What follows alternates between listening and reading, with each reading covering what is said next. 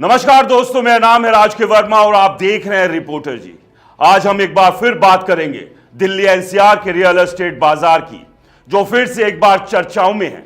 लेकिन दोस्तों, ये चर्चा कोई खुशखबरी लेकर नहीं आई, बल्कि ऐसा तमाचा लेकर आई है कि होम बायर्स के कान खड़े हो गए हैं। तो तैयार हो जाइए, क्योंकि आज हम एक बार फिर खोलेंगे बिल्डरों की पोल। तो चलिए सीधे मुद्दे पर कूदते हैं। क्या दिल्ली एनसीआर में रियल एस्टेट क्राइसिस की आहट ने दस्तक दे दी है? क्या कुछ बिल्डर फिर से शुरू कर रहे हैं अपना वो काला खेल जहां आपके खून पसीने की कमाई को झटका लग सकता है? तो दोस्तों, अगर आपने भी अपनी गाढ़ी कमाई को किसी बिल्डर प्रोजेक्ट में लगा दिया है या फिर लगाने जा रहे हैं, तो उससे पहले यह खबर जरूर देख लीजिए। दिल्ली एनसीआर का रियल एस्टेट बाजार, जहां कभी लोग अपने खून पसीने की कमाई से घर का सपना संजोते थे, आज फिर से एक गड्ढे में धंसता दिख रहा है। सुपरटेक, आम्रपाली, यूनिटेक, ये नाम तो आपके लिए पुराने घाव की तरह है। इन बिल्डरों ने लाखों लोगों को चूना लगाया और अब लगता है नया नाटक फिर से शुरू हो गया है। इस बार मंच पर है WTC ग्रुप और भूटानी इंफ्रा, दो ऐसे नाम जिन पर ईडी ने अपनी पैनी नजर गाड़ दी है। छापेमारी हुई और जो खुलासा हुआ वो आपके होश उड़ा देगा। तो सवाल यह है, क्या ऐसे बिल्डर फिर से वही पुराना ड्रामा रच रहे हैं जहां पैसा लूटो और होम बायर्स को लटकाओ? तो पहले सुनिए इनकी कलंक कथा की पूरी कहानी, फिर आएंगे असल मुद्दे पर। फरवरी 2025 में ईडी ने दिल्ली, नोएडा, फरीदाबाद और गुरुग्राम में WTC और भूटानी इंफ्रा के ठिकानों पर धावा बोला, और जो निकला वो किसी लूट के माल से कम नहीं था, 3500 करोड़ रुपए। हां, आपने सही सुना, 3500 करोड़ रुपए का ऐसा खेल खेला गया कि होम बायर्स की जिंदगी भर की कमाई हवा में उड़ गई। आरोप है कि इन बिल्डरों ने चमचमाते ब्रोशर दिखाए, बड़े बड़े वादे किए, world trade centre, luxury flats, plots, लेकिन 10 साल बाद भी ना घर ना प्लॉट्स, बस खाली हाथ, खाली वादे। इनके द्वारा फरीदाबाद के सेक्टर 111, 114 में रेजिडेंशियल प्लॉट्स का ढोल पीटा गया, लेकिन वहां तो घास भी नहीं उगी। और भूटानी इंफ्रा वो कह रहा है, हमारा तो WTC से कोई लेना देना नहीं, हमने तो फरवरी में रिश्ता तोड़ दिया। लेकिन WTC चुप्पी चीख चीख कर कह रही है, भाई कुछ तो गड़बड़ है, और होम बायर्स वो सब सिर पीट रहे हैं। तो जरा सोचिए उस शख्स का हाल जिसने अपनी जिंदगी की कमाई, बच्चों का भविष्य, बुढ़ापे की आस, सब कुछ घर के सपने में झोंक दिया, जिसने 10 साल तक EMI भरी, ब्याज चुकाया, लेकिन मिला क्या? एक बड़ा सा ढक्कन।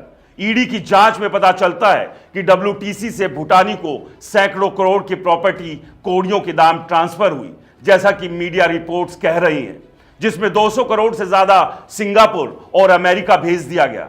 अब यह पैसा किसकी जेब में गया, कौन साहब विदेश में मजे ले रहे हैं, यह तो जांच बताएगी। लेकिन एक बात पक्की है, होम बायर्स को फिर से लूटा गया। अनुमानित आंकड़ों के मुताबिक 20,000 लोग इस ठगी के शिकार हैं। सोशल मीडिया पर इसकी आवाज गूंज रही है, कोई चिल्ला रहा है, मेरा बेटा कॉलेज पहुंच गया लेकिन घर अभी भी कागजों में है।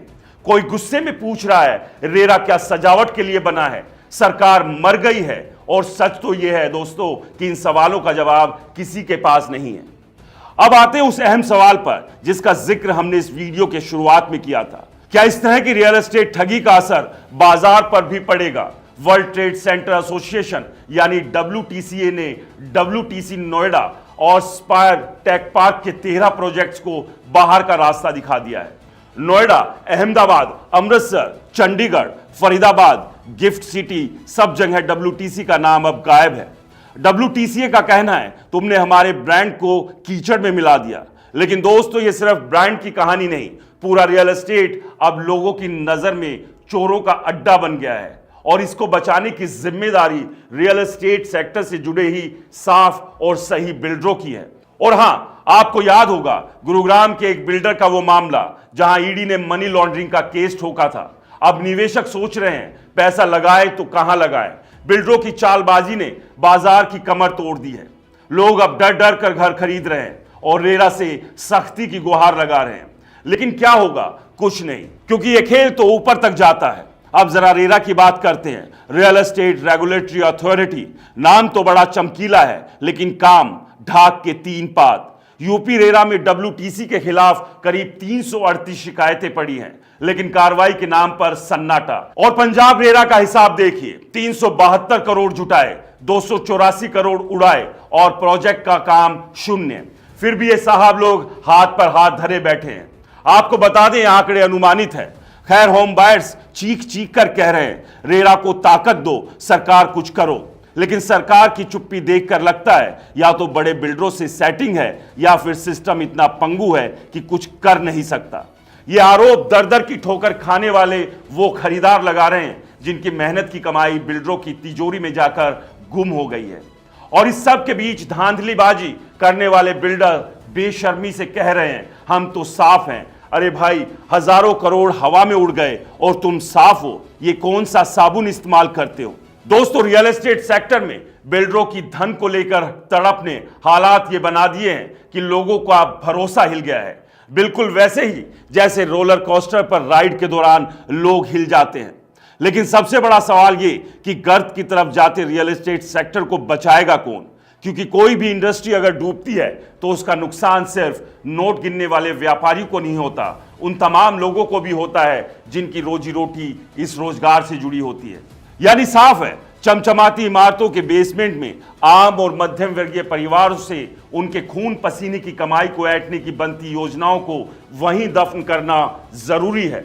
और यह काम कोई और नहीं बल्कि सेक्टर से जुड़े वो पाक और साफ लोग कर सकते हैं जिन्हें अपने व्यापार के साथ साथ भगवान जैसे खरीदारों की चिंता भी है। यहां आप ये अच्छे से समझ लीजिए, जिस तरह से एक के बाद एक कलंकित बिल्डरों के काले कारनामों की कब्र खुद रही है, उससे रियल एस्टेट क्राइसिस का एक और अध्याय जल्द लिखा जाना तय है। नमस्कार।